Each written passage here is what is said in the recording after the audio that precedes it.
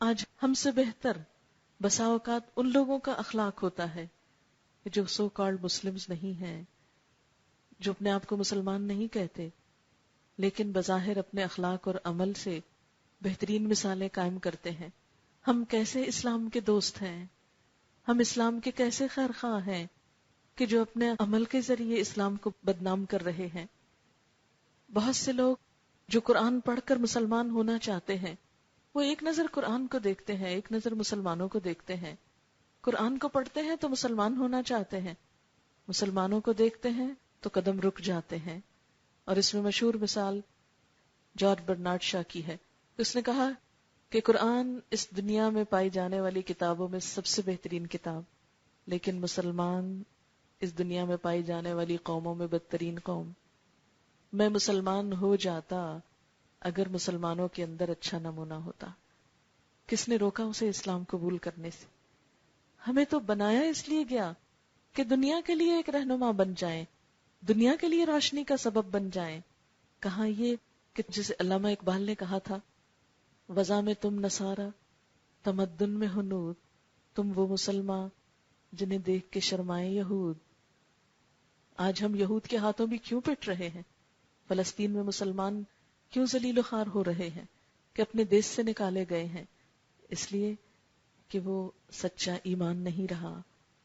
ہم دنیا کے ان مسائل کو دیکھتے ہوئے، خواہ وہ انفرادی ہوں، گھریلو ہوں یا بین الاقوامی ہوں، ہم بڑے بڑے مسائل کو ڈسکس کرتے ہیں، بڑے بڑے اسباب اس کے بتاتے، کئی سیاسی اور جغرافیائی اور معلوم نہیں کیا کچھ بحثیں کرتے ہیں، لیکن اس اصل وجہ اور سبب تک نہیں پہنچتے جو ہمارے زوال کا اصل سبب ہے۔ اگر اس اسلام نے عرب کے بدوؤں کو شان و شوکت دی تھی، اگر صحرا میں رہنے والوں کو سائنس کا رہنما بنا دیا، دنیا کو سائنس دینے والا بنا دیا، تو آج ہم مسلمان ہر طرح کے وسائل رکھتے ہوئے آخر کیوں پیچھے ہیں؟ تو بات یہ ہو رہی تھی کہ اللہ تعالیٰ نے خواتین کے دو کردار سامنے رکھے۔ اگر ہمارا سارا معاشرہ بھی بہت اچھا ہو جائے، ہمارا گھرانہ بہت دیندار اور مذہبی ہو، ہمارے والدین بہت نیک ہوں، ہمارے شوہر بہت اچھے ہوں، لیکن جب تک ہم خود اچھے نہ ہوں تو بات نہیں بنے گی۔ کسی دوسرے کی اچھائی ہمارے کام نہیں آ سکتی جب تک ہمارا دل اندر سے نہیں بدلے گا۔ کسی اور کا نیک ہونا ہمارے فائدے میں نہیں جب تک ہم اللہ کے پسندیدہ بننے کی کوشش نہ کریں۔ اور دوسری طرف اگر سارا ماحول بھی خدا دشمن ہے جیسے فرعون کا تھا، ہر طرف اللہ کی نافرمانیاں ہو رہی ہیں، اور ہم ایمان پر قائم ہوں، خود کو بچانے کی فکر کریں، تو کوئی چیز نقصان نہیں دے سکتی۔ کیونکہ عام طور پر ہم کیا کرتے ہیں، ماحول کا بہت عذر بہانہ کرتے ہیں۔ آج کے دور میں یہ کام نہیں ہو سکتا اس لیے کہ آج کا دور سچائی کا دور ہی نہیں۔ آج سچ کون بولتا ہے؟ جب سچ بولنے کو کہا جاتا تھا، آج سچ کون بولتا ہے؟ آج ملاوٹ کے بغیر کیا ملتا ہے؟ کہ انڈرسٹوڈ ہے کہ ہر چیز کے اندر ملاوٹ ضروری ہے۔ آج کہاں سچ ہے؟ آج کہاں خلوص ہے؟ آخر کیوں؟ یہ سب کس نے یہ حال کر دیا ہمارا؟ یہ سب ایسا کیوں ہو گیا؟ سچائی یہ تو نہیں، ہم مسلمانوں کی اصل یہ تو نہیں۔ ہم نے وہ چیزیں جو ہماری پہچان نہیں تھی اپنی پہچان بنا لی۔ جہالت امت مسلمہ کی پہچان نہیں ہو سکتی، اس لیے کہ ہمارے نبی صلی اللہ علیہ وسلم پر پہلی وحی جو آئی وہ کیا ہے؟ اقرا، پڑھو۔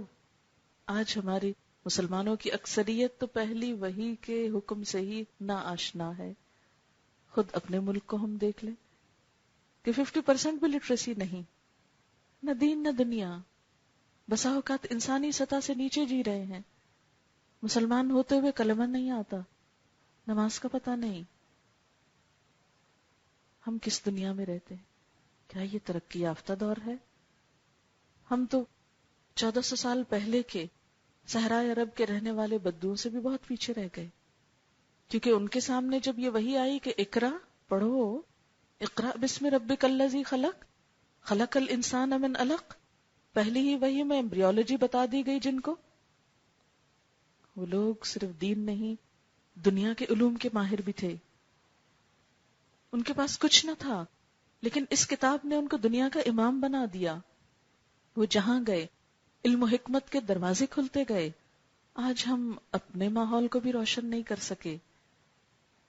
ہمیں ان اسباب کو جاننے کی ضرورت ہے، ہمیں سچائی کی ضرورت ہے، خلوص کی ضرورت ہے، اخلاص کی ضرورت ہے، ایمان کی ضرورت ہے، شعور اور دل بیدار کرنے کی ضرورت ہے، لوگوں کو جگانے کی ضرورت ہے، تاکہ ہم اس دنیا کے نقصان سے بھی بچ سکیں اور آخرت کے بھی.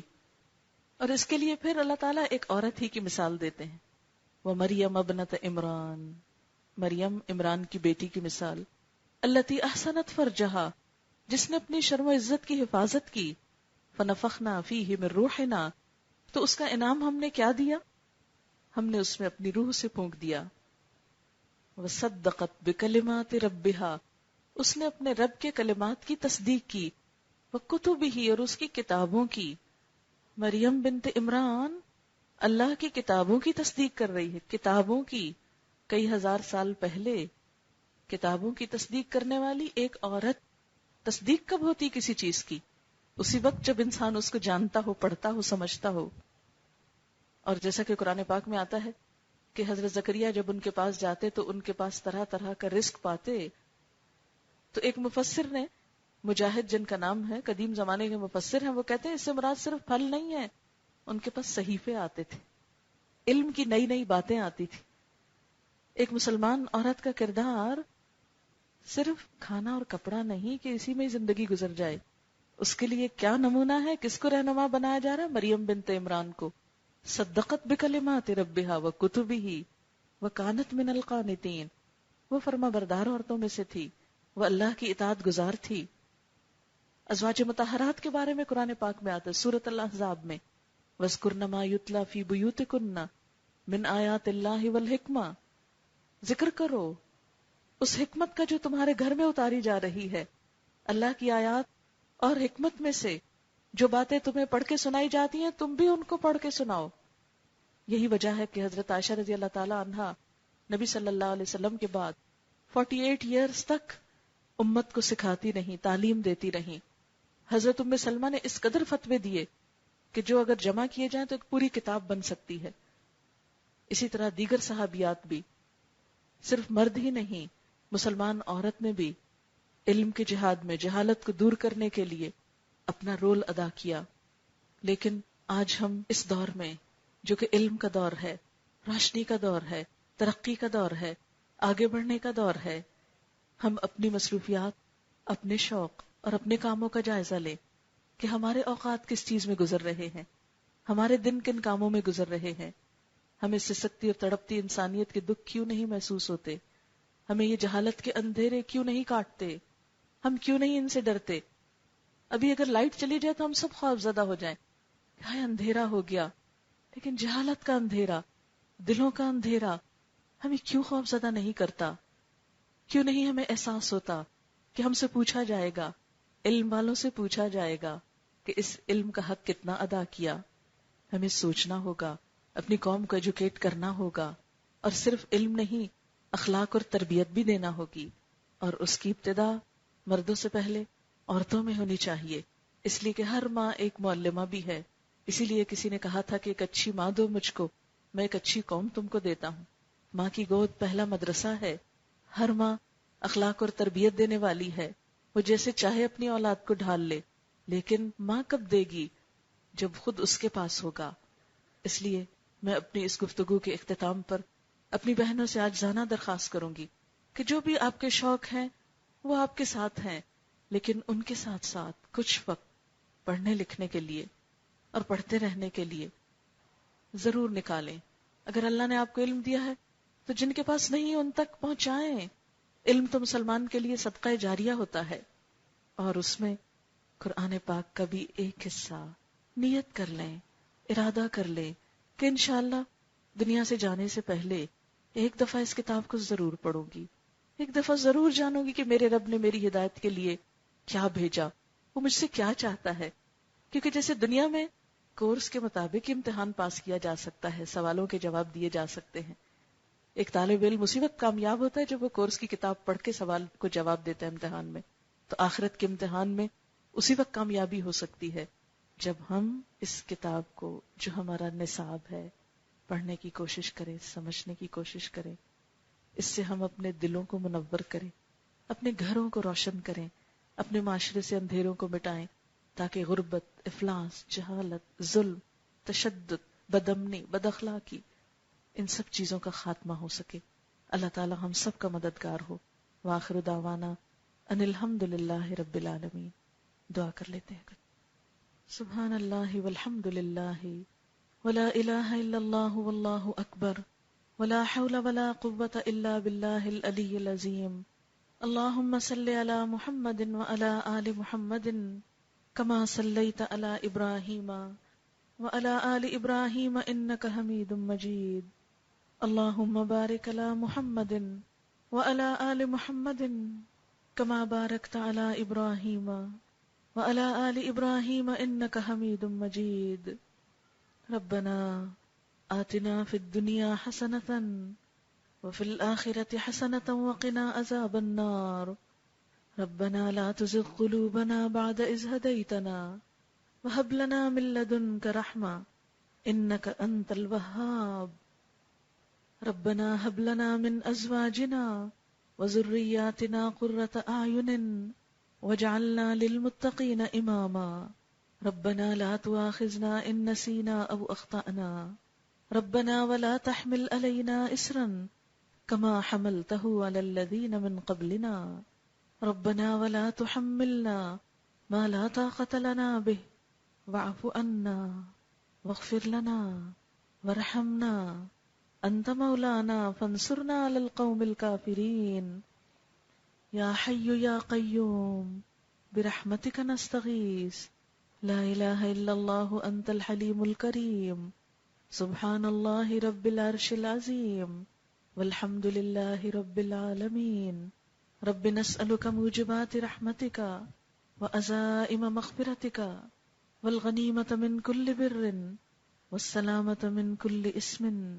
لا تدع لنا ذنبا إلا غفرته ولا هما إلا فرجته ولا حاجة هي لك ردا إلا قضيتها يا أرحم الراحمين.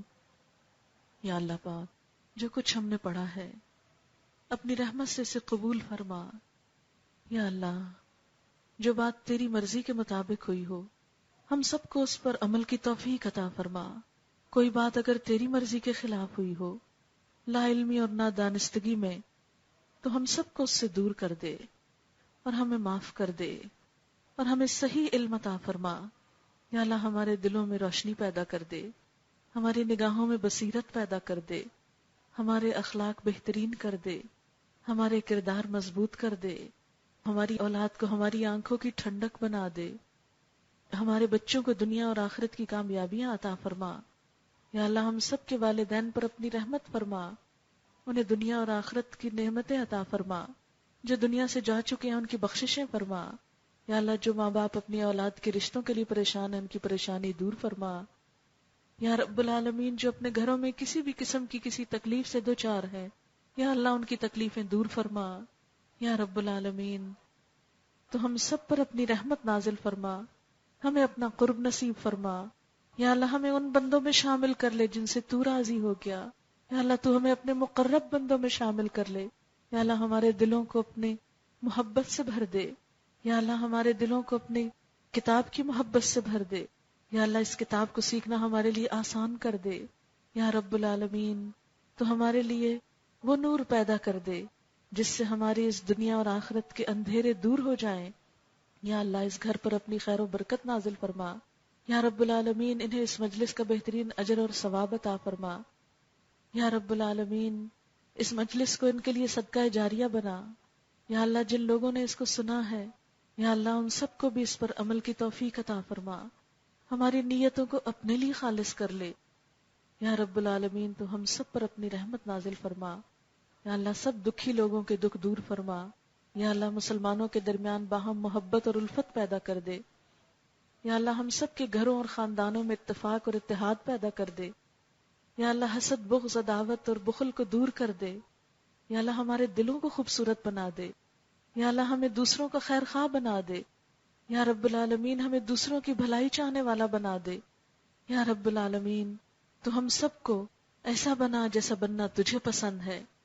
یا رب العالمین تو ہمیں قیامت کے دن رسوا نہ کرنا، ہماری کوتاہیوں سے درگزر کرنا، ہمارا انجام اچھا کرنا، ہماری آخرت بخیر کرنا۔ یا اللہ ہمیں صالح بندوں کے ساتھ اٹھانا۔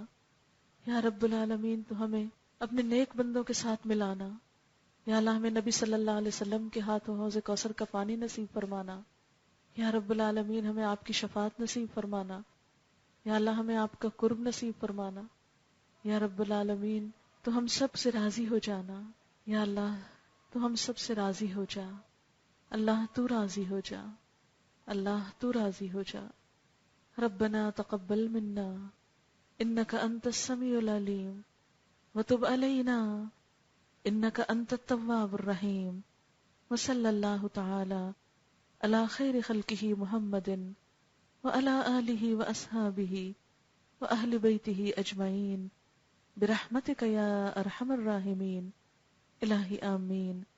سبحانک اللہم وبحمدک نشہد ان لا الہ الا انت نستغفرک ونتوب الیک۔ والسلام علیکم ورحمۃ اللہ وبرکاتہ۔ ان کا سوال ہے کہ عام طور پر یہ کہا جاتا ہے کہ جیسے کوئی حج پر گیا تو اس کے سارے گناہ معاف ہو گئے اور وہ سیدھا جنت میں گیا۔ بات یہ ہے کہ کون جنت میں گیا اور کون نہیں، اس کی ججمنٹ ہمیں تو دینے کا حق نہیں ہے۔ اللہ کی مخلوق ہے، جس کو چاہے جنت میں لے جائے اور جس کو چاہے اس سے جو معاملہ کرے۔ قرآن پاک کی ایک آیت ہے، ان تعذبہم فانہم عبادک وان تغفر لہم فانک انت الغفور الرحیم۔ اگر تو ان کو عذاب دے تو تیرے ہی بندے ہیں، اگر تو معاف کر دے تو تو غفور الرحیم ہے۔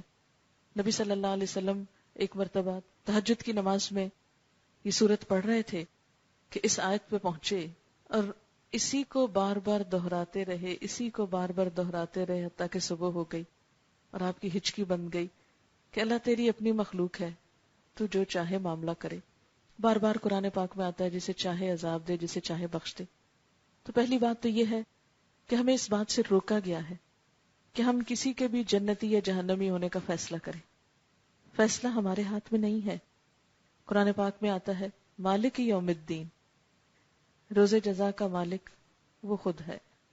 لیکن کچھ اعمال کے بعد توقع کی جا سکتی ہے کہ اللہ تعالی گناہوں کو معاف کر دے گا۔ مثلا حج کے کرنے والے کے لیے خوشخبری ہے کہ جو شخص حج مبرور کرے وہ اپنے گناہوں سے ایسے پاک ہوتا ہے جیسے بچہ اس دن پاک ہوتا ہے جب اس نے جنم لیا ہوتا ہے، یعنی پہلے دن کا بچہ۔ لیکن صرف حج کرنا ہی کافی نہیں، بلکہ حج کے ساتھ شرط کیا ہے؟ خالص اللہ کی رضا کے لیے کیا ہو، اور وہ سارے فرائض ارکان وہ سب کچھ صحیح دل کے اور شوق کے ساتھ پورے کیے ہوں جو اللہ تعالیٰ نے بتائے ہیں۔ کسی بھی عبادت کے بعد کوئی شخص یہ کلیم نہیں کر سکتا کہ میری عبادت ضرور ایکسپٹ کر لی جائے، یا یہ کہ ایکسپٹ ہو گئی، یا یہ کہ اس پر میں نے جنت بک کرا لی ہے، نہیں۔ اسی طرح ایک مرتبہ ایک صحابیہ نے ایک شخص حضرت عثمان بن مظعون فوت ہو رہے تھے تو ان کے بارے میں کچھ اس طرح کے رائے کا اظہار کیا کہ یہ تو جنت میں جائیں گے۔ تو آپ ناراض ہوئے کہ تم کسی کے بارے میں بھی یہ نہیں کہہ سکتے کہ وہ کہاں جائے گا، یعنی منع کیا گیا، کیونکہ یہ تو قیامت کے دن ہی راز کھلے گا۔ بہرحال دوسرے مومنوں کے بارے میں اچھا گمان رکھنا چاہیے کہ مثلاً اگر کوئی اللہ کے راستے میں نکلا، اپنا سب کچھ چھوڑ کے اللہ کی محبت میں وہاں گیا، کوئی اس کے دل میں اور تمنا طمع نہیں تھی، کسی اور مقصد کے لیے نہیں گیا، تو امید ہے کہ اللہ تعالیٰ اس کے ساتھ اچھا معاملہ کریں گے۔ مثلاً ایک حدیث میں یوں ضرور آتا ہے کہ جو شخص احرام کی حالت میں فوت ہوتا ہے اس کو احرام کی حالت میں ہی دفن کیا جائے، جب قیامت کے دن وہ اٹھے گا تو لبیک پکارتا ہوا اٹھے گا، کیونکہ حدیث میں یہ بھی آتا ہے کہ جس حال میں انسان کی وفات ہوتی ہے اسی حال میں انسان قیامت کے دن اٹھایا جائے گا۔ اسی لیے اچھے انجام اور اچھے خاتمے کی دعا کی جاتی۔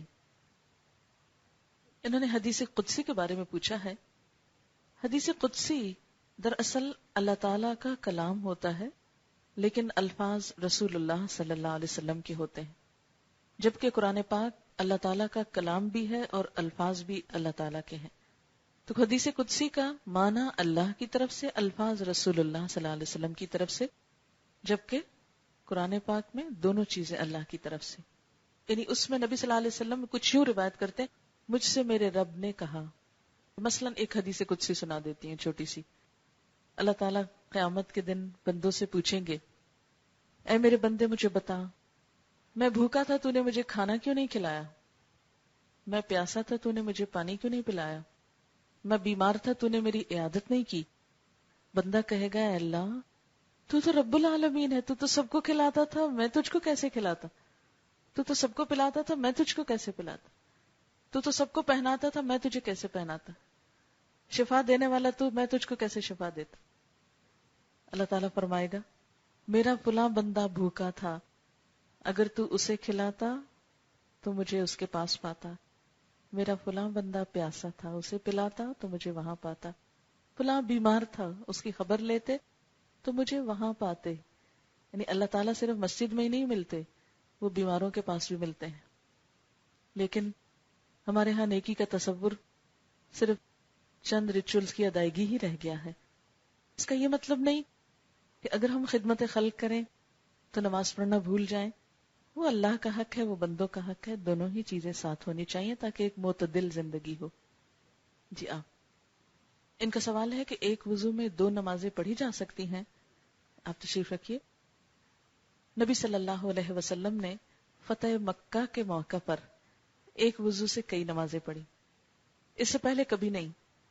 تو لوگوں نے حیرانی کا اظہار کیا کہ ایسا کیوں کیا گیا ہے؟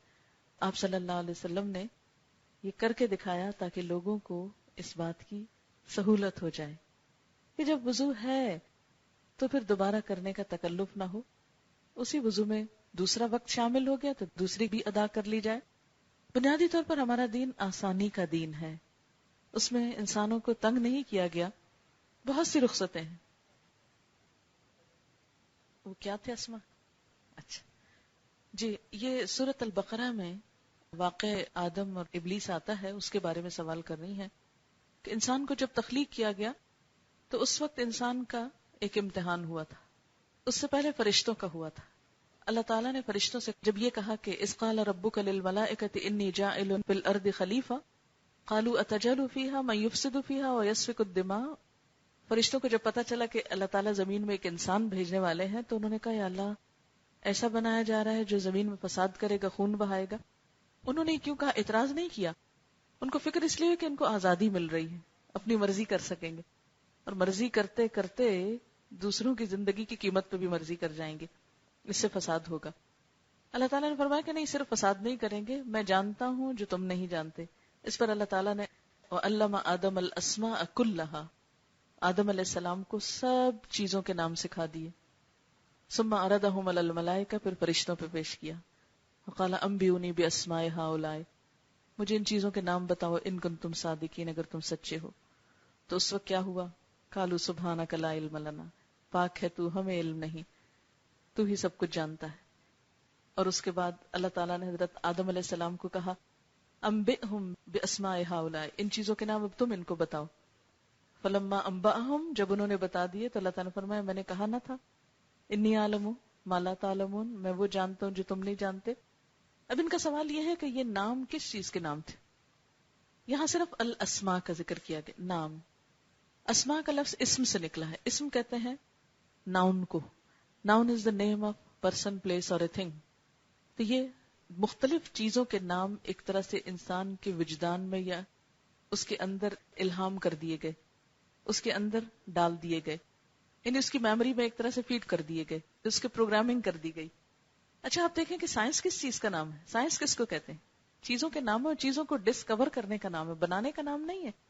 ہم عموماً غلط فہمی کا شکار ہوتے ہیں کہ شاید سائنس نام ہے چیزوں کو بنانے کا، نہیں، بنایا تو اللہ نے خود ہی ہے، خالق وہ ہے، بارئ خود ہے، مصور خود ہے۔ سائنس کیا کر رہی ہے؟ ان چیزوں کو صرف ڈسکور کر رہی۔ کور کا کیا مطلب ہوتا ہے؟ کسی چیز کو ڈھانپ دینا، اور ڈسکور کیا ہے؟ اس کا کور ہٹا دینا۔ آپ دیکھیے کہ بچے کا سب سے پہلا سوال کیا ہوتا ہے؟ کبھی آپ نے غور کیا بچہ کیا کہتا ہے؟ یہ کیا ہے، یہ کیا ہے، یہ کیا ہے؟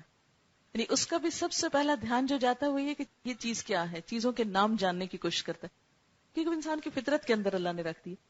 تو سائنس چیزوں کی حقیقت معلوم کرنے کا نام، یہ کیا ہے، یہ کیا کرتی ہے، کس لیے، اس سے کیا فائدہ ہوگا، اور اللہ نے عقل دی اس سے یہ فائدہ اٹھاؤ، یہ لوہا ہے اس سے یہ بناؤ، یہ لکڑی ہے اس سے یہ تیار کرو، یہ زمین ہے اس پہ یہ اگاؤ، پودوں کو اس طرح اور اس طرح استعمال کرو۔ اور بہت کچھ عقل دی اور مختلف چیزیں بطور سیمپل پیدا کی. پرندے بنائے، دیکھو کیسے اڑتے ہیں، تم بھی اڑاؤ جہاز، دیکھو ان سے سیکھو. تو یہ دراصل اسماء جو ہے یہ کائنات کا تعارف تھا.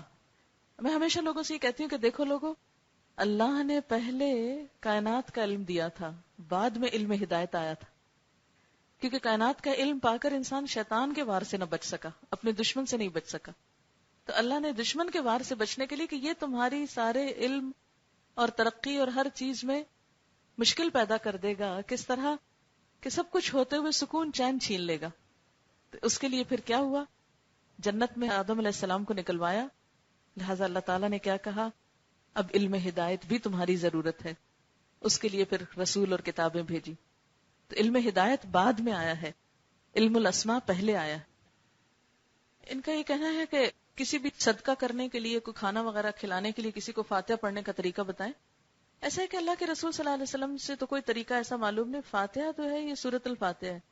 اگر آپ سورۃ فاتحہ کا ترجمہ سنیں کہ سب تعریف اللہ کے لیے ہے جو رب العالمین ہے، رحمان الرحیم ہے، مالک یوم الدین ہے، تیری ہم عبادت کرتے ہیں، تجھ سے ہی ہم مدد چاہتے ہیں، ہمیں سیدھا راستہ دکھا. فاتحہ کا مطلب تو یہ ہے. صدقہ کرنے کا بہترین طریقہ کیا ہے کہ انسان نیت کر لے. صدقہ صرف کھانے کا نہیں ہوتا، صرف کالے بکرے کا نہیں ہوتا، صرف چند چیزوں کا نہیں. صدقہ آپ صلی اللہ علیہ وسلم نے فرمایا تبسمک فی وجہ اخی کا صدقہ، تمہارا اپنے بھائی کو مسکرا کے دیکھنا بھی صدقہ ہے. اب اس پہ بھی فاتحہ پڑھیں گے آپ. صدقہ فاتحہ سے کوئی اس کا تعلق نہیں ہے. فاتحہ تو نماز میں پڑھنے کی صورت ہے، یا ویسے آپ پڑھیں اپنی ہدایت کے لیے. کھانا کھلائیں جس کو چاہیں، اپنے بچوں کو کھلانا بھی ثواب کا کام ہے. آپ صلی اللہ علیہ وسلم نے شوہروں کو بتایا کہ اپنی بیوی کو ایک لقمہ دینا بھی تمہارے حق میں صدقہ ہے. اب یہ صدقہ کیا ہے؟ یعنی نیکی کا کام ہے. اپنے بیوی بچوں پہ خرچ کرو گے تو نیکی لکھی جائے گی. اب اس کا مطلب ہے کہ روز پکا کے ہم پہلے اس پہ کچھ پڑھیں تو پھر ہی ان کو کھلائیں؟ نہیں، یہ ہم نے ایک رواج بنا لیا ہے. اللہ کے رسول صلی اللہ علیہ وسلم کا یہ طریقہ نہیں تھا. دوسری بات یہ کہ دیتے ہوئے دکھاوا نہیں کرنا چاہیے. اب آپ دیکھیں کہ آپ دیکھ پکیے باہر رکھیے، آپ لا کے سارا پہلے پلیٹ سجاتے ہیں، پھر رکھتے ہیں، پھر بیٹھ کے پڑھتے ہیں، پھر اس کے بعد دیتے ہیں. نہیں، پکائیں اور باہر سے باہر ہی دے دیں. ایک ہاتھ سے دیں تو دوسرے کو پتہ ہی نہ چلے، نمائش کر کے نہ دیں. یہ زیادہ پسندیدہ ہے. جی ہاں، یہ ایک اور عجیب اصطلاح سنی جاتی ہے، شرعی مہر. قرآن پاک میں کسی شرعی مہر کا کوئی ذکر نہیں ہے. کیا بتایا گیا ہے؟ وسعت والا اپنی حیثیت کے مطابق دے اور تنگ دست اپنی حیثیت کے مطابق دے. یہ شوہر کی حیثیت اور وسعت پر ہے، وہ کیا دے سکتا ہے. یہ ہمارے ہاں 32 روپے یا 32.5 روپے جو رکھا گیا ہے، اس کی کوئی شرعی حیثیت نہیں ہے. آپ صلی اللہ علیہ وسلم نے حضرت خدیجہ کو، ایک روایت میں جو پڑھا میں نے وہ یہ کہ 20 اونٹ تھے شاید اور 500 درہم تھے. اب وہ تو 32 روپے کے نہیں آتے. آج سے 100 سال پہلے بھی 32 روپے کے اتنے اونٹ نہیں آتے ہوں گے. اسی طرح یہ کہ آپ نے اپنی بیٹیوں کو بھی جو مہر دیے، اتنی تاکید کی کہ ایک شخص نے کہا کہ میری شادی فلاں عورت سے کر دیجئے. آپ نے فرمایا تمہارے پاس مہر میں دینے کو کیا ہے؟ اس نے کہا کچھ نہیں. آپ نے کہا نہیں، کچھ تو لانا ہوگا. جب کچھ نہ بنا اس نے کہا نہیں، مجھے شادی بھی کرنا ہے اور مہر کے لیے کچھ نہیں. آپ نے کہا اچھا یہ بتاؤ تمہیں قرآن کی کچھ صورتیں یاد ہیں؟ اس نے کہا ہاں مجھے فلاں اور فلاں صورت یاد ہے. کہا وعدہ کرتے ہو کہ بیوی کو سکھاؤ گے؟ کہاں سکھا دوں گا. کہا یہی تمہارا مہر ہے. لڑکی سے پوچھا تم مانتی ہو یہ مہر قبول ہے؟ اس نے کہا ہاں قبول. ایک اور عورت کے بارے میں پتا چلا کہ اس نے مہر میں صرف جوتوں کا ایک جوڑا لیا. آپ نے بلایا اس کو، تم راضی ہو اس پر؟ کہا میں راضی ہوں. فرمایا ٹھیک ہے، اگر راضی کون سا جوتے کا جوڑا جو ہے 32 روپے میں آ جائے گا. یہ سب معلوم نہیں کہاں سے یہ رسم اٹھی ہے. یہ کوئی شرعی مہر نہیں ہے. ہم باقی سب چیزوں پہ دل کھول کے خرچ کرتے ہیں، عورت کو حق دینے کی بات آتی ہے تو ہمیں شریعت یاد آتی ہے، اور وہ شریعت جو من گھڑت ہے اصل میں شریعت نہیں ہے. اور اس طرح ہم نے دین کو بھی بدنام کیا. ان کا سوال ہے کہ نماز قضا کا کیا کیا جائے. پہلی بات تو یہ ہے کہ نماز قضا کرنے کی اجازت ہی نہیں، لیکن اگر ہو چکی، غفلت میں ہو گئی، تو اب کیا کیا جائے. اس میں پہلی بات تو یہ کہ توبہ استغفار کی جائے. دوسری بات یہ ہے کہ ان کا کوئی طریقہ آپ صلی اللہ علیہ وسلم نے ہمیں بتایا نہیں. آپ نے جس قضا نماز کا ذکر کیا وہ دو ہیں. ایک یہ کہ اگر کوئی بھول جائے تو جب یاد آئے تو پڑھ لیں، اور جو چھوڑی تھی ایک پوری نماز میں سے فرض صرف لوٹانے ہوں گے. اسی طرح اگر کوئی سوتا رہ جائے تو جب اٹھے اور دیکھے کہ نماز کا وقت نکل گیا تو وہ نماز پڑھ لے. اب مثلاً آپ سوئے، فجر رہ گئی، تو جس وقت اٹھیں گے سورج نہ نکل رہا ہو، یعنی سورج نکلنے کے تقریباً 15 منٹ بعد سجدہ کر سکتے ہیں، اس وقت آپ سنت بھی اور فرض بھی پڑھیں گے. کیونکہ ایک مرتبہ نبی صلی اللہ علیہ وسلم نے اپنے لشکر کے ساتھ کہیں پڑاؤ ڈالا ہوا تھا، اور رات کا پچھلا پہر تھا اور بہت تھکے ہوئے تھے، سب سوئے. حضرت بلال کو آپ نے جگانے کے لیے کہا، وہ بھی اونٹ کی ٹیک لگا کے جو سوئے تو سوتے رہ گئے. اللہ کا حکم تھا نا کہ ایک نمونہ مثال قائم ہو جائے کہ کیسے کرنا ہے. سورج کی تپش سے آنکھ کھلی سب کی، بہت پریشان ہوئے. خیر سب نے جو نماز پڑھی اس میں سنت بھی پڑھی اور فرض بھی. آپ صلی اللہ علیہ وسلم فجر کی سنت کبھی نہیں چھوڑتے تھے، نہ گھر میں نہ سفر میں. لہذا فجر اگر قضا ہو جائے اس طرح تو اس کے لیے کیا ہے، اسی دن اگر پڑھتے ہیں تو سنت بھی پڑھیں پہلے اور پھر فرض پڑھ لیں. اسی طرح اگر آپ کی آنکھ دیر سے کھلی اور صرف اتنا وقت ہے کہ 2 رکعت پڑھ سکتے ہیں تو آپ کیا کریں، پہلے فرض پڑھ لیں اور سورج نکلنے کے 15 منٹ بعد سنت بھی دہرا لیں. باقی نمازوں میں کیا ہے، صرف فرض ہے. لیکن اگر کسی کی بہت سالوں کی نمازیں رہ گئی ہیں، ایسی کوئی دلیل نہیں ملتی کہ لازمی اتنے سالوں کی دہرائے، وہ پھر توبہ استغفار کافی ہے. روزوں کا کوئی اور طریقہ نہیں ہے. روزوں کا تو قرآن پاک میں واضح طور پر لکھا ہوا ہے کہ کیا کیا جائے، روزے بدلے میں رکھے جائیں. لیکن غفلت میں، لا علمی میں، جہالت میں، نادانی میں کوئی وجہ ہو گئی، نمازیں چھوٹ گئیں، تب کیا ہے، توبہ استغفار کر کے جو وقت کی نماز اس کی پابندی کی جائے. جب کبھی موقع ملے جو انسان پڑھ سکے آسانی سے پڑھ لے. یہ نہ ہو کہ گھبرا کے پھر وقتی بھی دوبارہ چھوڑ بیٹھے. اس میں شاید اللہ کی حکمت تھی کہ اتنی سختی سے یہ بات نہیں کی گئی. مثلا ایک شخص مسلمان ہوتا ہے 40 سال کی عمر میں، اسے کوئی نماز نہیں پڑھی، یہ نہیں کہا گیا کہ وہ پچھلی نماز اب وہ مسلمان ہو کے پڑھے، کیونکہ اس کے لیے تو اسلام ایک عذاب ہو جائے گا کہ دن میں 5 وقت فرض نماز ادا کرنے کا وقت نہیں ہوتا، کہاں یہ کہ وہ پچھلی نمازیں شروع کر دے. لیکن جس کے پاس وقت ہو وہ کثرت سے جو موقع آئے پڑھتا رہے، ورنہ توبہ استغفار ہی کافی ہے. ان کا سوال ہے کہ اسلام میں عورت کا بال کٹوانا جائز ہے. اس میں آپ دیکھیے کہ 2 اوپینین ہیں، میں دونوں اوپینین آپ کے سامنے رکھ دیتی ہوں. ہمارے ہاں جو عام اوپینین ہے وہ کیا ہے کہ عورت کے بالوں کو کینچی نہ لگے. یہ زیادہ تر کہاں ہے، ہمارے برے صغیر کے اندر ہے، انڈو پاک میں یہ زیادہ مشہور ہے بات. دوسرا اوپینین کیا ہے، دوسرا اوپینین یہ ہے کہ صحیح مسلم حدیث کی ایک کتاب ہے جس میں کتاب الحیض کے اندر ازواج مطہرات کے بارے میں آتا ہے کہ ان میں سے بعض کے بال جو تھے وہ چھوٹے تھے، کاٹے ہوئے تھے. کسی ڈیزائن بنانے کی بات نہیں آتی، لیکن چھوٹے بالوں کا ذکر آتا ہے. اس پہ علماء نے بڑی بحثیں کی. کسی نے کہا وہ حضور صلی اللہ علیہ وسلم کی وفات کے بعد ہوا، کسی نے کہا وہ بیماری کی وجہ سے ہوا، کسی نے کچھ کہا. لیکن میرے دل کو یہ کوئی دلیل بھی نہیں لگتی، اس لیے کہ ازواج مطہرات ایسی نہیں تھی کہ آپ کی زندگی میں تو کچھ کریں اور جب آپ دنیا سے چلے گئے تو بعد میں بال کاٹنا شروع کر دیں. وہ ایسی نہیں تھی، وہ وہی کچھ کرتی تھی جو ان کے لیے پسندیدہ تھا. لیکن اس سے پتہ یہ ضرور چلتا ہے کہ اس کی رخصت ہے، اور دین ہمارے میں ایسی شدت نہیں ہے کہ یہ رخصت نہ ہو. ہمارے ملک میں تو گرمی ہے، آپ دن میں 10 دفعہ بھی نہا لیں تو آپ کے بال سوکھ جائیں گے. ان ملکوں میں دیکھیں جہاں برفیں پڑتی ہیں. مجھے خود باہر رہنے کا اتفاق ہوا اور پہلی دفعہ مجھے وہیں یہ مسئلہ معلوم کرنے کی ضرورت پیش آئی. پھر میں نے خود سٹڈی کیا کہ مجھے کوئی ایک حدیث مل جائے جس میں منع کیا گیا. یہ تو کہتے فلاں عالم کہتے ہیں، فلاں کہتے ہیں، ہم احترام کرتے ہیں علماء کا، ایسی بات نہیں، لیکن مجھے چاہیے قرآن کی کوئی آیت یا نبی صلی اللہ علیہ وسلم کی کوئی حدیث کہ جس میں آپ نے منع کیا ہو کہ عورت بال نہ کاٹے. مجھے کوئی ایسی چیز نہیں ملی. میرا علم کوئی بہت زیادہ نہیں ہے، لیکن میں نے جتنی ریسرچ کی ہے اس پر، منع نہیں کیا گیا. ہاں جو چیز منع ہے وہ کیا ہے کہ مردوں کی مشابہت نہ ہو، مردوں جیسے نہ ہو، یعنی عورت کو عورت لگنا چاہیے. دوسری چیز یہ کہ غیر مسلموں کی مشابہت نہ ہو، یعنی نان مسلمز کی طرح شکل و صورت نہ ہو جائے، مسلمان اپنی پہچان میں بھی مسلمان ہو. اس کے علاوہ یہ ہے کہ بال عورت کا حسن ہے، خوبصورتی ہے، اور اس پہ تمام علماء کا اتفاق ہے کہ اگر بال کاٹ ہی لیے ہیں تو پھر ان کی نمائش نہ ہو.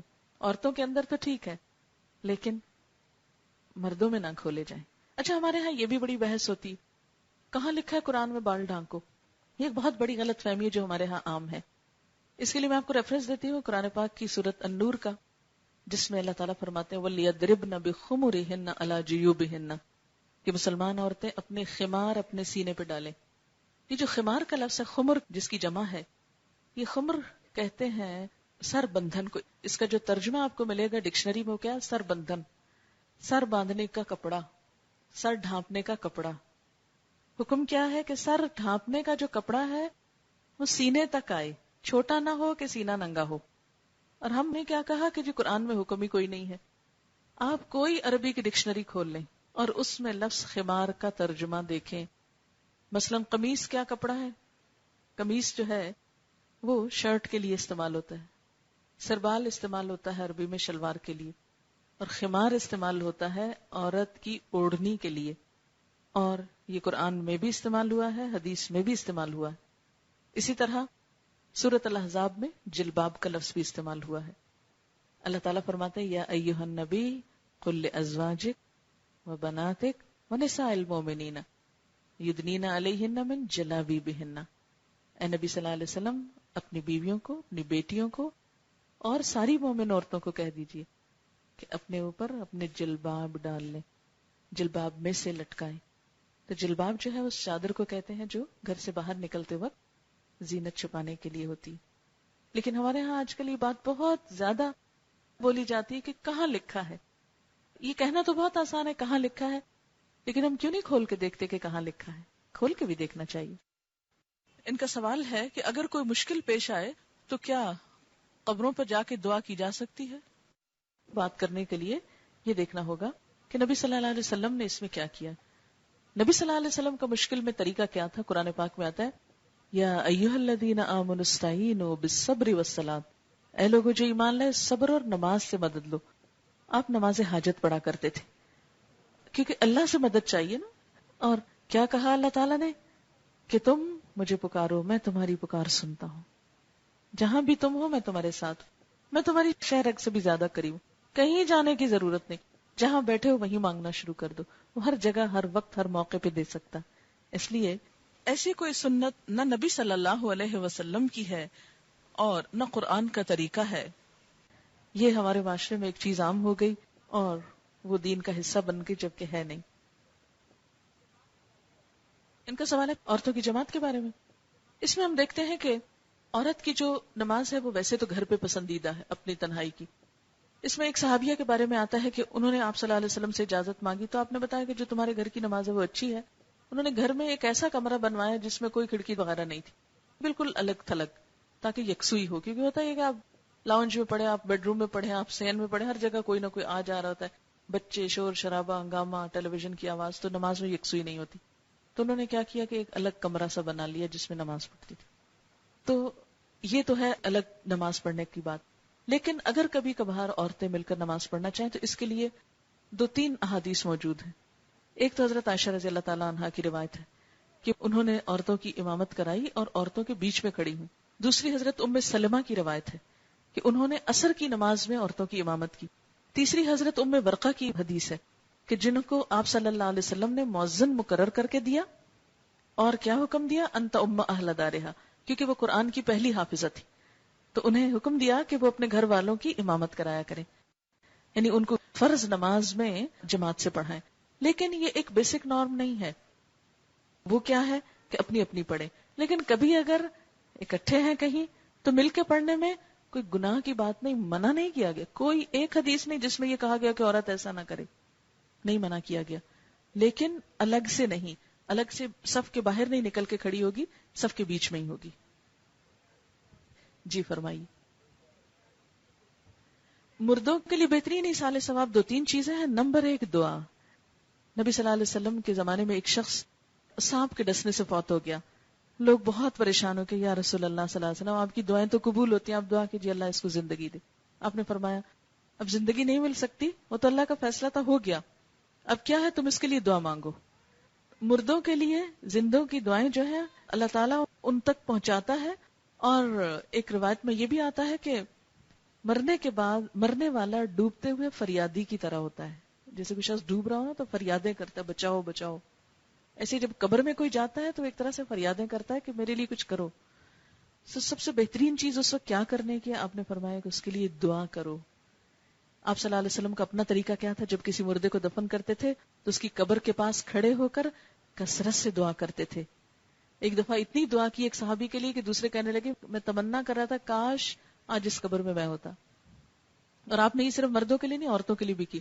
مسجد نبی کے اندر جھاڑو دیتی تھی ایک عورت، اور جب وہ فوت ہوگی تو لوگوں نے خود ہی دفن کر دیا. آپ نے فرمایا مجھے بتاؤ اس کی قبر کہاں ہے. صحابہ کو لے کر ساتھ گئے اور اس جھاڑو دینے والی عورت کی قبر پہ کھڑے ہو کر دعائیں کی آپ نے. یہ آپ کا اخلاص تھا جو ہر ایک کے لیے تھا، صرف بڑوں کے لیے نہیں، ان انسانوں کے لیے بھی کہ جن کے لیے دنیا کی کوئی نعمت نہیں تھی. بہرحال اب یہ ہے کہ آپ نے دعاؤں کا حکم دیا، مسنون دعا بھی آپ نے سکھائی. جنازہ بھی ایک دعا ہی ہے دراصل. پھر اسی طرح یہ ہے کہ دوسری چیز میت کے لیے کیا ہے کہ اگر اس کا کوئی قرضہ رہتا تو پہلے وہ ادا کیا جائے تاکہ اس کی جان آسان ہو. اگر اس کے ذمے کوئی کسی کا لینا دینا رہتا ہو، حتیٰ کہ بیوی کا مہر رہتا ہو، تو ورثہ تقسیم کرنے سے پہلے وہ ادا کیا جائے. ورثے کی تقسیم ہونی چاہیے. اگر میت نے غلط وصیت کی ہے تو اس کی نیکیاں ضائع ہو سکتی ہیں کیونکہ اس نے وصیت غلط کر کے دوسروں کا حق مار دیا. آپ صلی اللہ علیہ وسلم فرمایا ایک شخص ساری زندگی جنت میں جانے والے کام کرتا رہتا ہے، مرتے وقت وصیت غلط کر دیتا ہے اور اس کی وجہ سے پکڑ ہو جاتی. تو ایسے میں بعد کے بچوں وغیرہ کو آپس میں درست کر لینا چاہیے. لیکن ہمارے یہاں تو کیا ہوتا ہے کہ جھوٹے ڈاکیومنٹ بنوا کے تو وصیتیں دکھا کے ایک دوسرے پہ ظلم ڈھایا جاتا ہے. بہرحال اس کے بعد یہ ہے کہ میت کے لیے صدقہ خیرات کیا جائے. نبی صلی اللہ علیہ وسلم نے فرمایا کہ ایک انسان جب فوت ہوتا ہے تو اس کا اپنا عمل ختم ہو جاتا ہے. 3 چیزیں بعد میں بھی فائدہ دیتی ہیں. ایک ولد صالح یدعو لہ، نیک اولاد جو دعائیں کرتی ہے. نمبر 2 او علم ینتفع بہ، وہ علم جس سے لوگ فائدہ اٹھاتے ہیں، یعنی مرنے کے بعد بھی اس کے لیے صدقہ جاریہ بنتا رہتا ہے. خود کوئی کتاب لکھ گیا یا کوئی اپنا مال اس میں لگایا یا محنت کی، مثلا کوئی کتابت ہی کرتا رہتا ہے، لکھتا ہی رہتا ہے، اپنا نہیں لیکن کسی کی کتاب ہی لکھ رہا ہے، جب تک وہ کتاب باقی لوگ پڑھتے ہیں اس کے لیے صدقہ جاریہ. اسی طرح کوئی خیر کی بات زبانی بتائی کسی کو، وہ صدقہ جاریہ. پھر اسی طرح یہ ہے کہ تیسری چیز مال کا خرچ کرنا. میت کے نام پر کوئی کنواں کھدوانا. ایک شخص آیا کہنے لگا یا رسول اللہ صلی اللہ علیہ وسلم میری ماں بڑا صدقے کو پسند کرتی تھی اور اچانک اس کی وفات ہوگی، کیا میں اس کے لیے صدقہ کروں تو اس کو فائدہ ہوگا؟ آپ نے فرمایا صدقہ کرو، اس کو فائدہ پہنچے گا. کہا کیا کروں؟ فرمایا پانی کا انتظام کرو، کیونکہ مدینہ میں پانی کم تھا، گرمی بہت تھی. فرمایا پانی کا انتظام کرو. انہوں نے ایک کنواں کھدوایا اور کہا حاضی لام سعد، یہ ام سعد کا کنواں ہے، ان کے نام پہ اس کو منسوب کر دیا. اسی طرح اگر حج رہتا ہو تو حج بدل کیا جائے. اسی طرح اور قسم کی بھی دعا یا خیر خواہی کا ثبوت ہمیں ملتا ہے. اگر اس کے روزے باقی ہوں تو ان کی قضا رکھنے کا بھی حکم ہے، وارث جو ہے وہ رکھے. لیکن اگر نہیں رکھ سکتا کوئی بھی تو پھر اس کا کفارہ دے دے. درخت لگانا یہ بھی صدقہ جاریہ، خود لگا گیا یا پھر اس کی نیت سے لگا دی. اسی طرح قربانی کرنا، یعنی عید کے موقع پر اپنے مردہ رشتہ داروں کے لیے سب کی طرف سے ایک کر دینا، یا ہر ایک کے نام، مثلا اپنے ماں کے نام الگ، باپ کے الگ. آپ صلی اللہ علیہ وسلم نے اپنی امت کی طرف سے ایک قربانی کی تھی، ایک حضرت ابراہیم علیہ السلام کی طرف سے کی تھی کیونکہ ان کی سنت تھی. تو یہ چند اعمال ہیں کہ جو میت کے بعد اگر کیے جائیں تو اس کو فائدہ پہنچتا ہے. ان کا سوال ہے پیریڈز کے دنوں میں درود شریف پڑھ سکتے ہیں؟ بات یہ کہ پیریڈز کے دنوں میں جو چیزیں منع ہے وہ نماز ہے، طواف ہے، لیکن ذکر کرنا منع نہیں ہے. اس لیے کہ جو چیز سینے کے اندر ہے، دل کے اندر ہے. مثلا ایک مرتبہ آپ نے حضرت عائشہ سے کہا کہ مجھے جائے نماز پکڑاؤ، مصلی پکڑاؤ، تو انہوں نے کہا کہ میں پیریڈ سے ہوں. تو آپ نے فرمایا وہ تمہارے ہاتھ میں تھوڑی ہے، اس سے کچھ نہیں ہوتا. اچھا ہمارے ہاں بھی یہی چیز ہے، مصلی کو ہاتھ نہیں لگانا، تسبیح کو نہیں ہاتھ لگانا، اس کو ہاتھ نہیں لگانا، اس کو نہیں لگانا. اور آپ دیکھیں کہ پھر تو ساری دنیا کو دھو ڈالے آپ. اس لیے کئی لوگ کرٹنز دھو رہے ہوتے ہیں، پتہ نہیں کارپیٹ صاف کر رہے ہوتے ہیں، بیڈ شیٹس چینج کر رہے ہوتے ہیں، کپڑے دھو رہے ہوتے ہیں، ایک جنون کی حد تک. یہ سب چیزیں جو ہے نا خود ساختہ تصور ہے دین میں. زبان پاک ہے جو آپ کے دل میں ہے، مثلا قرآن کی کوئی آیت دل میں ہے تو اگر زبان پہ آ جاتی ہے تو اس سے کوئی گناہ نہیں ہے. ان کا سوال ہے کہ کیا عورت قبرستان جا سکتی ہے؟ اس میں آپ دیکھیے کہ جو چیز منع کی گئی ہے وہ کثرت سے جانا ہے. شروع میں سب کا ہی منع ہو گیا تھا، مردوں کا بھی منع تھا، عورتوں کا بھی منع. کیوں؟ اس لیے کہ شرک سے روکا جا رہا تھا. لوگ قبروں پہ جا کے شرک وغیرہ کے کام کیا کرتے تھے دور جاہلیت میں، سب کو منع کر دیا گیا. آپ صلی اللہ علیہ وسلم نے فرمایا کنت نہیتکم عن زیارت القبور فزوروها، میں تمہیں قبروں کی زیارت سے روکتا تھا، اب زیارت کیا کرو. فانها تزہد الدنیا وتذکر الآخرہ، وہ آخرت کی یاد دلاتی ہیں اور دنیا سے بے رغبت کرتی ہیں انسان کو. پھر اس میں یہ تھا کہ مردوں کو تو کھلی اجازت تھی لیکن عورتوں کو کبھی کبھار کی اجازت ملی. لیکن یہ کہ کثرت سے روز چلے جانا یا جیسے ایک معمول بنا لینا یہ درست نہیں. جنت البقیع میں دیوار کے پاس مرد عورتیں، اندر تو مرد بھی نہیں جاتے اس ایریے 4 دیواری کے اندر تو مردوں کو بھی نہیں جانے دیتے، لیکن باہر کی دیوار تک تو سب جا سکتے ہیں. میں خود بھی گئی ہوں. دفن کرتے وقت کسی کام سے جاتے ہوں گے. جی مطلب یہ کہ دیوار تک یا کنارے پہ کھڑے ہو کر بس انسان دیکھ کر آ جائے دعا کر کے، بیچ میں گھومے پھرے نہیں. لیکن کہاں جاتے ہیں کہاں نہیں، بات یہ نہیں ہے. بات یہ ہے کہ حکم کیا ہے. اس میں یہ نہیں کہا گیا کہ عورت قبرستان کے پاس بھی نہ پھٹکے یا پاس سے بھی نہ گزرے. کئی دفعہ آپ گاڑی پہ جا رہے ہوتے ہیں، راستے میں قبریں آتی ہیں. اب یہ نہیں کہا کہ عورتیں اس راستے سے گاڑی نہ گزارے اور ادھر سے ان کا جانا ہی بند کر دیا جائے. نہیں، مراد اس سے کیا ہے کہ بہت کثرت سے جا کے قبرستان کے اندر عورتیں بیٹھے نہیں، زیادہ دیر وہاں نہیں گزارے، اور جی ہاں سجدے نہیں کریں. یا ایسا ہوتا نا کہ عورتیں جہاں ہوں گی ہنسی مذاق شروع ہو جائے گا. اس سے بھی یہ ہوتا ہے کہ قبرستان کا جو ایک وقار ہے اور تھوڑے دل کی بھی ہوتی ہے. آپ نے دیکھا ہوگا کہ بعض اوقات اتنا غم شدید ہوتا ہے کہ وہاں جا کر ہو سکتا ہے کہ خود کو نہ سنبھال پائیں. تو اس لیے پسندیدہ نہیں ہے جانا. کبھی کبھار اپنے دل کو آخرت کی یاد سے معمور کرنے کے لیے چلی جائے تو قطعاً منع بھی نہیں ہے. جو چیز منع کی گئی ہے وہ زوارات القبور کا لفظ آتا ہے، کثرت سے جانے والیاں، اس سے منع کیا گیا. ایک سوال ہے کہ کیا ہم ٹیلی ویژن دیکھ سکتے ہیں؟ دیکھیے کہ ٹیلی ویژن تو ایک آلہ ہے، ایک مشین ہے، جیسے یہ ایک آلہ ہے نا. اب دیکھا یہ جائے گا کہ اس میں میں بول کیا رہی ہوں، اس سے کہا کیا جا رہا. کوئی بھی چیز جو اللہ تعالیٰ کے حکم کے خلاف بولی جائے، وہ چاہے اسپیکر میں بولی جائے، چاہے چھپ کے بولی جائے، چاہے سرگوشی میں بولی جائے، چاہے اسکرین پہ آ کے بولی جائے، وہ ہر جگہ منع ہے. لیکن جو چیز درست ہے، جس میں دین کی حدیں نہ ٹوٹتی ہوں، وہ چیز دیکھی جا سکتی ہے. اب یہ ایک الگ مجلس چاہیے آپ کو سمجھانے کے لیے کہ کون سی چیزیں اس میں جائز ہیں اور کون سی نہیں. لیکن کسی بھی مشین کے اندر خامی نہیں ہے، اس کے استعمال میں ہی خرابی ہوتی ہے. پرپس کیا ہے، مقصد کیا ہے، طریقہ کیا ہے، اسلام کی حدود اس میں کتنی ٹوٹتی ہیں، وہ ہم کچھ جانتے ہیں، جو نہیں جانتے وہ جان لینا چاہیے تاکہ اللہ تعالی ہم سے ناراض نہ ہو. وآخر دعوانا ان الحمد للہ رب العالمین.